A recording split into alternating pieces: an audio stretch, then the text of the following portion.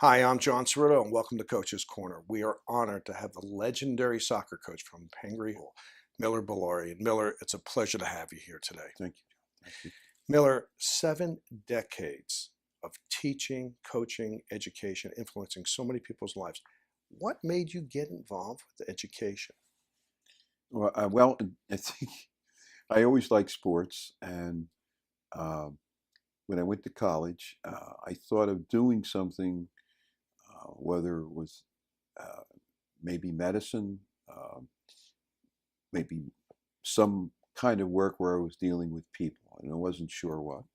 And when I went to Springfield College, a lot of the uh, graduates there were going into teaching and coaching, and after I got out of the service and went to South Plainfield High for a year, I really enjoyed working with all levels of people, whether it's in the classroom or coaching. There was no soccer there, so I worked with the kickers and tight ends in football and assistant basketball and baseball, and just loved it and couldn't get enough of it. And so dealing with children was fun for me. Well, Never look back. you had the good fortune of going to Pengri, graduating from Pengri, and of course going to a very special college, Springfield College in those days, which had a mission of service. Yes. So you come out and you end up getting back to Pengri. How did that happen? Well, I had taken biology courses, again, interested in science, and um, was ready to teach biology or general science. And as I said, it was a year at South Plainfield, and the headmaster, who had been at Pingree 25 years, Larry Springer, called me and said, "We do have an opening in biology, and we'd like you to come and also coach a few sports." And in those days, uh, you knowing sports, you could probably coach 3 sports and not wear out as easily. And so that's what I did. I was assistant varsity soccer for one year to a guy that had been my coach, Frank West. And then I was assistant basketball and coached JV baseball. And you take this, and again, we're going to fast forward for a second. We look at you today, the winningest coach in New Jersey's history right now, one of the prominent national coaches, 20 state championships, Hall of Fames everywhere. But did you ever have an idea back in 1960 that what you were planting and what you were growing would come to this fruition?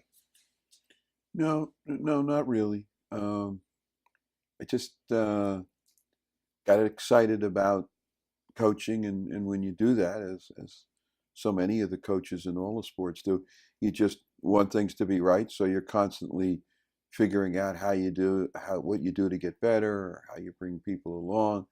Um, your program where people graduate and you have other people coming in. So no, just always enjoyed it. So, coaching and teaching, the correlation. I mean, basically, the great coaches are the great teachers.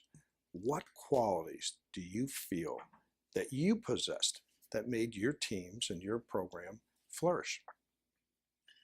Well, I think uh, you know enthusiasm, caring for the kids, I think is important. And realizing that either in your classroom or on your team, you're going to different levels of athleticism or uh, academic differences, and always trying to be fair to everybody. And over the years, I'm sure I've missed people, but try to be fair and try to make sure that you're doing what's right for them. I think that, and you've done athletics, coach, you know that. Try to not miss anybody. Miller, you say fair. Well, your program's unique in the sense that you don't cut people. If somebody wants to try out and be part of the Pengri soccer team, they can. Yes. Where did you develop that philosophy? Well, um, that's a great question. I always thought it was fun to be part of a team, and I still say today to some of the players that might not get in every game that I think being part of a team is great later on for sharing, for your marriage, for getting along with people to realize that you've got to give a little bit in order to continue to be part of the mix. And most people buy into that. You always have some people you got to remind that, we didn't ask you out. You got to be part of the team and be encouraged by what's going on, because maybe the player on the field's got some skills, but you have some skills, and later on things could even out if you have the right personality and right work ethic. Very unusual for a program that has had 20 state championships to keep every single participant. It's very unique. Yeah, in today's world, I think it is. Um, I don't know whether it was quite as unique when I started, but it's something I've always and sometimes my assistant coaches will criticize that a little bit. Hey, coach, this guy can't, and they're good. And I just remind them. I said, well, while I'm still running it, this is what I'd like to do. And again, if someone's got a bad attitude, then we'll talk to them and say, really, we're doing the best we can, and you decided to come out, and we're working with you. So. Miller, back in let's go through the decades real quickly. I mean, you're talking about the 1960s. What were high school sports like in 1960s? Well, I think the one thing that it's got to be interesting. I think the parents, most cases, the ones I dealt with, were just happy that they had somebody who had either played the sport or really cared, was enthusiastic about the game. Today, I think the parent influence, and sometimes maybe rightfully so, is what's the end product? What am I getting out of this? What college is going to want my kid, or what is it? And a lot of times, I like to see that if it's a good person, hardworking, and with the qualities that you look for later on, they're going to be okay. I'd say in the rise of the parochial schools, athletically in all sports has been different. I would think in football and I could be wrong, in the 50s and 60s you had Montclair and Westfield, and now you have Don Bosco and Bergen Catholic, which is a lot of times um, parents take their kids and put them in the parochial school. But that's the difference. I think when you look at the top groupings today. So years ago, you didn't have people traveling 40, 50, 60 miles to attend the school for a specific reason. No, not that I know. And today, of course, we see that it's become Yeah. very, very common.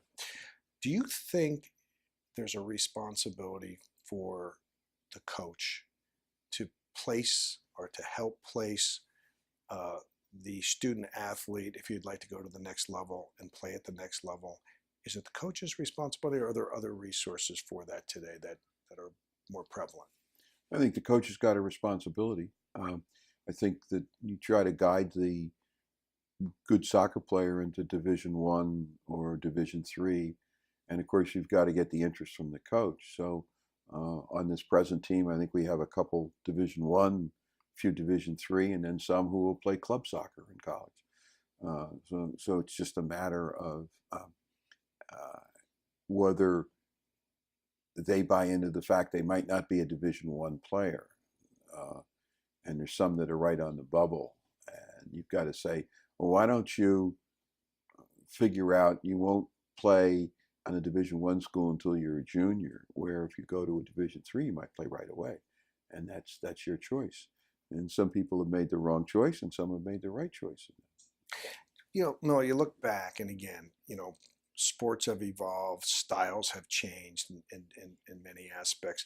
The sport of soccer, obviously the international influence certainly came to America during your tenure as a coach. In what ways have you seen the sport change? Well, I think I think I think it's true in almost every sport, but especially soccer, because it wasn't in the 50s and 60s as popular as it is today. Everyone has a soccer team.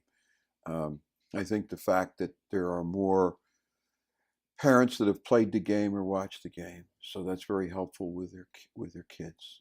You know this if you've played a sport or been accustomed to it, it's easier for them to relate to you and the sport. So we've got a whole group of parents who've played the game, which makes a difference, and more and more.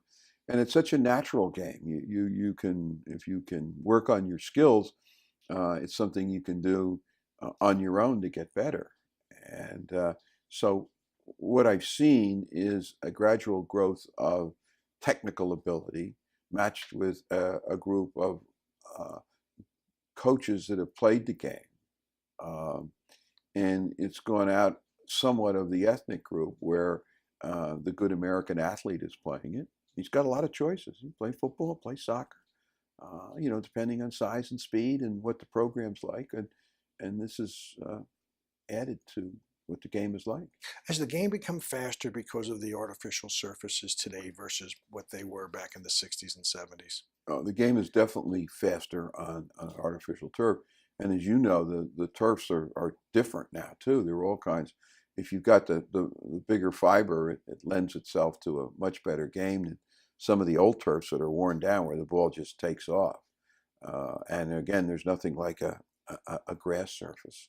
The foreign teams coming in won't play on a turf surface because they like that. That they like that feeling of grass, which is always interesting. I just wondered, but they're like an orchestra. They want everything the way they're used to, and you can get that over in Europe, and you can get that in the United States and in good colleges too.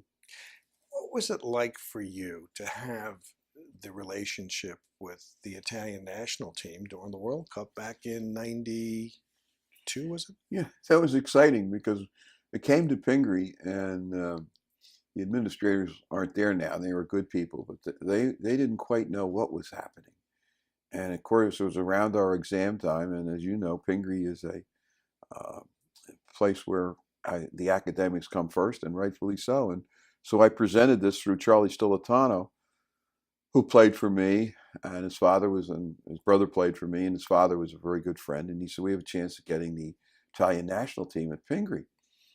And so I went to the headmaster and the athletic director, and we sat in a meeting. And um, headmaster kind of liked it. He was a British guy, and not that soccer was the main thing, but he realized that this might be something big. And the athletic director, who was a good guy, wasn't quite sure. And he said, "Well, what are we going to do with JV baseball?" And "Well," I said, "I'll drive the bus. They've only got 3 home games. We're talking about getting a national team." And it was wonderful. It was a 6 weeks of reporters, of Italian fans, of soccer fans, of Pingree being on in the Ledger every day. We went to the Pingree. They built a field that was second to none.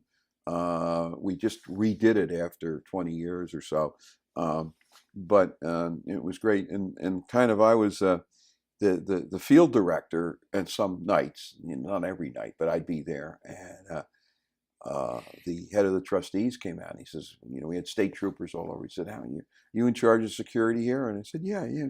He said, "What about that guy in the tree?" And there was a pizza guy from Philadelphia who the state troopers had to go up and bring down. And there was an article in the Ledger the next day about how this guy got in. But it was wonderful, and they were great. The group that travels with these foreign teams is interesting because they come to the U.S. and they expect the same kind of treatment they might get in Italy or France or Germany, and we're different. We have so many things going on, and so it was always interesting with them. They want to go here and they want to go there, and we want to use the tennis courts, and well, there's a team on the tennis courts. We got a program going. Oh, okay. Well, And they were nice, but it's interesting you mentioned that because I know that the former World Cup coach lived here in Summit, Bruce Arena, for a while. oh yeah, And in discussion, he was talking about how he can't travel anywhere in the world, his wife tells him, but he can walk downtown Summit and nobody recognizes yeah, him that's there. right, that's right. Yeah. Um, as far as athletes, Miller, and without getting into specifics, I know you've had so many great players, and you may want to highlight one or two, maybe not. But What qualities do you find that make that special athlete on the high school level? Well, I think you'd agree with the fact that the requirements in any sport are a little bit different. I would say that obviously being coordinated and running speed, even with the goalie, and then a technical knowledge, knowing that if you have no left foot, if you're right-footed, you better work on that. And then the other thing would be determination. So many kids, and you've seen this in wrestling and football and everything else, the baseball, the guy that sticks in there when the pitcher's a little bit better than he is. Those are the guys that I think you love to coach because you're always in the game. You're always, and you try to get everybody to say, you're going to learn something by playing a sport. You're going to learn determination. You're going to learn something about winning, losing, and that's one of the values of sports. But the kids who can just come every day ready to go are the ones that I think we all appreciate as coaches. Now, and that description also transfers over to a lot of their professional lives later on, which a lot of people have come back and given you that feedback. Well said. Yeah. Miller, other coaches. I mean, again, you're the legend. You walk up to the field, and I'm sure you're very well respected, though I'm sure everybody would also like to say they had an opportunity to be on the Miller Bellaria coach team. That's right. What other coaches do you have admiration for, whether it be in soccer or some other sport here on the high school level? Over the years, there's so many that have changed. I always thought that Al Zaya from Clark and Brearley was a guy. Frank Severidge before him, George Kapner at Westfield, Tom Brzezinski at Scotch Plains, Dave Donovan, the great Gene Chisowitz at Columbia. Those are names that kind of roll off my tongue. Rich Sellis at Bridgewater. There are a lot of guys that I could, if I could go back in time, love to see again, who are no longer coaching, or some of them are coaching, but those are some names that come to my mind right away. How have you changed from when you first started to where you've been the last 10 years? I think what I always worry about is energy level, and I think as you get older, you better have a couple few assistants, which I have, which make up for the thing when you're going and going, and then you say, I got to keep going, and they fill in the slack. I think energy level in life is interesting, and I think, and it's different for different people. But you've seen people who are in their 60s, 70s, 80s, 90s, and if they're still healthy, they have a good energy level, but it might not quite be what it was earlier. And so I always watch that. I don't want to coach longer than not somewhat effective. But my assistant coaches are super. Dave Fahey, Jake Ross, and Warren Kimber, all guys that played for me in different levels. All of them were all county, and I think they really enjoy still coaching. So. Have you changed? Have you lost your competitive edge from 1965, 1970, 1980 as you've gone through this and have done it repeatedly? You've won so many state championships. You've been National Coach of the Year 4 times. Do you still have the drive? I still have the drive. Yeah, I get excited every game day. I get nervous. It takes me longer to, I think, recover. You and I talked about this, and I just mentioned it, the energy level, so that you're not bouncing back the way I watch these young coaches. They bounce it back right away, and then it takes me a little, maybe more reflective time than it used to. So that's okay. However, Miller Bellaria, you can still go out on a Sunday to Giants Stadium with a cold, blustery day and hold the line markers with Tom Quinn, who we had a show with here last year. Yeah, 40 years. I started in 1974 at Palmer Stadium, Eagles, Giants, JC Classic. Then I did a game in Yale Bowl, the Giants Jets that year. I remember that. Joe Namath rolled out. Okay, I saved the picture. It was in the New York Times. He had that big knee brace, and they never thought he was going to roll out. Um, Charlie Baxley, who sons played for, one of his sons played for him, and the other two I taught or knew at camp. They needed a guy that was pretty athletic, which I say that in all honesty, I could run and walk and jump, and he needed an alternate, and so that's where I started. And then I kept going and did a decent job, and then 2 years ago did the Super Bowl, which was great. The Giants have been nice, and did the game the other night. Got home at 1:30. So that energy is still there when you Yeah, a need little it. bit of That's energy for still there, sure. yes. You better believe Yeah. it. Miller, the relationship with Pingree, it's a lifetime relationship, and you look back and so many lives have passed through, to connect with you and continue on. And of course, your influences continue on with them. What does Pingree mean to you? Well, it's kind of obviously a place that I've always been. I think it's a place of honor. I think we have an honor system that works. And I think it's great for kids to go through this. I think it is one that appreciates different cultures, different people. I think its strong academic influence is important to everybody. And I think there's room for the student who might not be the brightest ever, if they want to work, can still do the work. I mean, obviously you have to be at a certain level, but there's something about our faculty that takes into consideration if a child really works hard. It's been a great place. And as with anything, you know this as well as I do, there are ups and downs as you go through.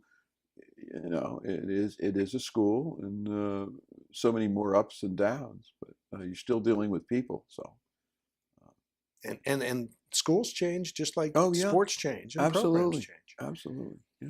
So if you look back, Miller, at this point, and you're going to be looking forward still to, we know that, um, you're proud of many things. Do you have something that you're most proud of when you look back, whether it's an accomplishment? I know you've had a chance to coach three sons. That has to be very Yeah, rewarding, though challenging. yeah, challenging. That's a good way to put it. Yeah, yeah, coaching my three sons, but also you always think that the kids that are playing for you, uh, especially the ones that care about you, which you hope is a lot, and you look back and you'd like to do some years over again, but that's the way life is.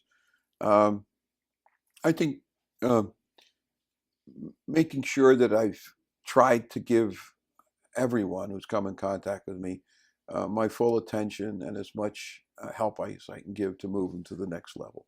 Um, I think that gives me satisfaction, and then sometimes I worry about the fact that maybe I missed somebody or didn't do enough. You know? What is it about the great coach and the relationship with players? Because I am sure, I'm going to ask you this, alumni, sometimes I'm sure people played for you 20 years ago and they may be going through a challenging time. They pick up the phone and they call Miller Beilari. What is it about that influence between the great coaches and players? Well, I think the coach has a parent image, so that in some cases, a divorce, a loss of job, uh, the coach is someone they call to get either what they call a second opinion, or if they want to know how to deal with their parents in the Rachel situation, at least get some input from somebody who's a senior citizen or who's been in education for a long time. And Well, this happens a lot. it does happen a lot, but do you think it maybe also might have something to do with the wisdom and the advice that was imparted on that individual during maybe those impressionable years, that impression remains? Oftentimes, the voice is heard a little louder than someone else's voice because of that relationship. Yes. It's somebody that you can confide in without uh, a little different than your parents, who you can confide in, but you don't want them upset either. And this, you know, a third person or a third party, whatever you want to say, is sometimes very valuable to throw some ideas off and get some advice. Well, listen, you have impacted so many people. We're not even going to go over all the championships and all the Hall of Fames, but they're there, and we're going to put that up at the end of our show, of course, a lot of the credits. But I also know that you wrote a book, and of course, with some help from an alum. And when we come back, let's discuss a little bit about the book, some of the other things you've done with your life, including the camp, Sure. and some of the other relationships. So Okay.